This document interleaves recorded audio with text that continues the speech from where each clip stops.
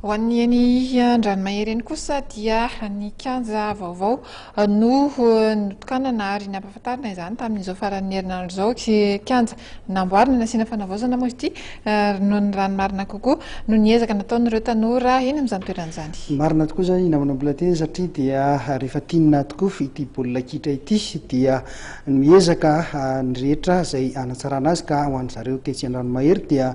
zareo mpilalao mihitsy no nandray an-tanana ny fanamboarana ny kianja, nisy ary ny lalao maromaro izay natao tamin'ity androany ity teo amin'izany kianja izany.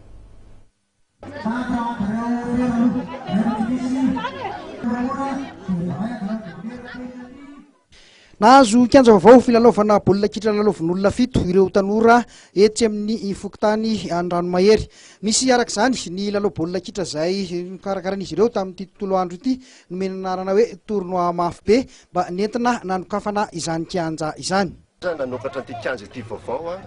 ka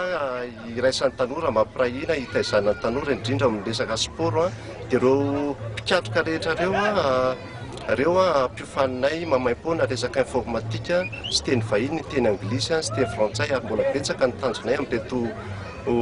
tanora eto indrindrindra ndray mpianakaviana izay tsy manana asa izay menay asa sahaza azy hitadiavany lalana amin'ny resaka fiainana fampandrosoana. Dia misy ihany koa ny fikasanay mbola betsaka manaraka angamba ny fampilazalazana momba izany zavatra izany.